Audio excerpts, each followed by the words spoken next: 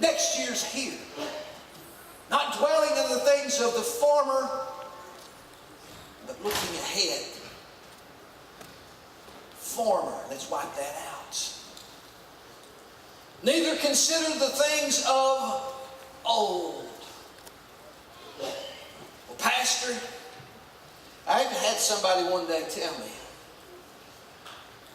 Said I had a guy come in my business one day and said he was talking about you, preacher. I went, okay, this could be good.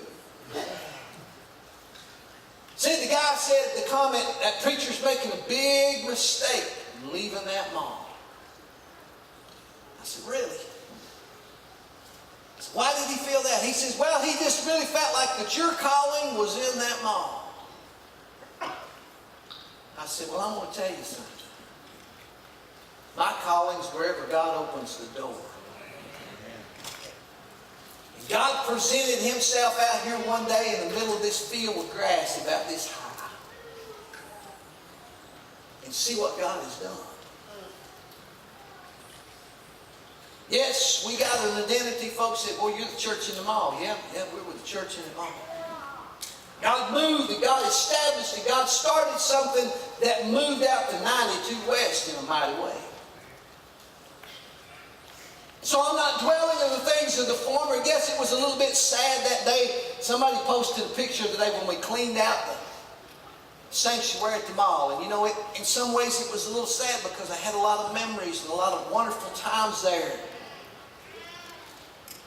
But when I walked out that door for the last time, I said, God, you're going to do greater things ahead. God, you're going to do greater things out on 92. Then they'll say, hey, you're the preacher got the big church out on 92, right? I said, praise the Lord, I'm blessed to be there. But the former things and the things of old, because we're heading into a new season. And he says, I'll do a new thing, it shall spring forth, and shall you not know it? I will make a way in the wilderness and rivers in the desert. Let's turn ahead to chapter 44. This is what God will do. Not maybe, not possibly, not hopefully, not, oh, we got our fingers crossed. But this is what God will do. Chapter 44, verse 3.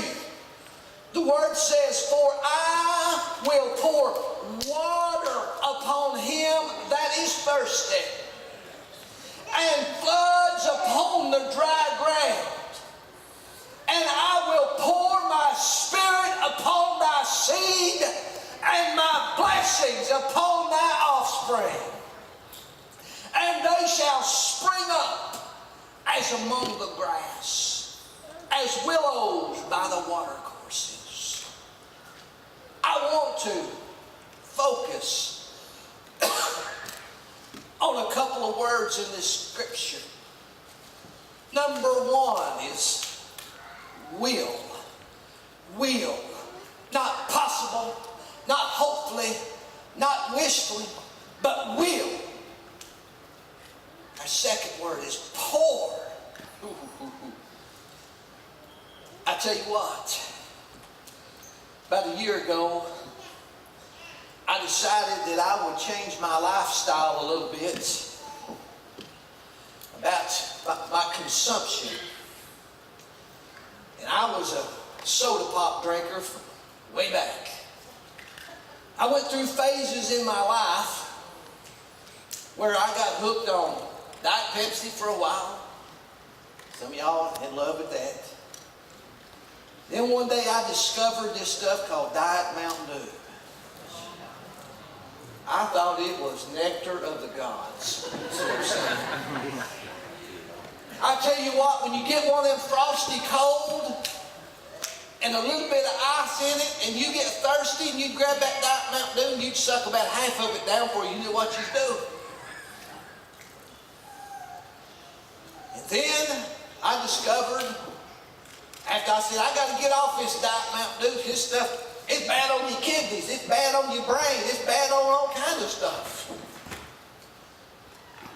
So I discovered that, you know, anybody know what the official soft drink of the state of Tennessee is? Somebody said it. Coca-Cola. Atlanta, Georgia. Coca-Cola, capital of the world. And there ain't nothing no better than no ice cold Coke poured over a glass of ice. Yum. I discovered that and I thought, man. Then I started seeing my boundaries expand. You drink 7 or 8 of them Coca-Colas today and you'll be buying a new belt. New breeches. One day I decided I got to quit drinking this stuff. So I discovered, and this was justification. Talked about this morning in Sunday school. You know how we have justification for so many things. Coke Zero. And in my mind I said, hey, I can eat that foot long at the Subway and eat 2 or 3 of them macadamia nut cookies because I'm going to wash it down with a Coke Zero.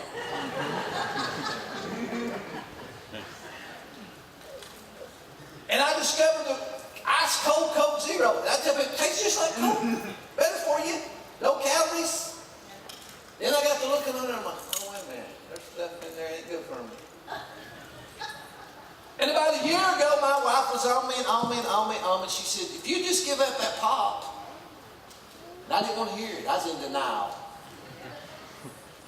You know, I'd tune her out. I had selective hearing. You guys know what y'all don't laugh at me. Y'all know it. All you men got selective hearing. We all do. I can tune my wife out when she's better like that. And then I go, huh? What'd you say, honey? And then I got a megaphone.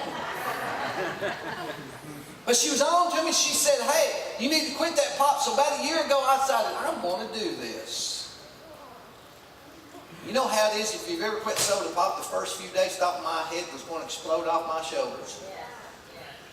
And finally I got over the hump and I got to where I discovered again the love for ice cold water. And to me now, you know, I could take a swig of a Coke and I'm going, too sweet. Give me a bottle of water. Because nothing will quench your thirst like water. If you're out in the middle of the desert and you were dying, the last thing you'd ask for was a Diet Mountain Dew on the rocks. You'd be asking for, give me some water, water, water, water, because with water brings life.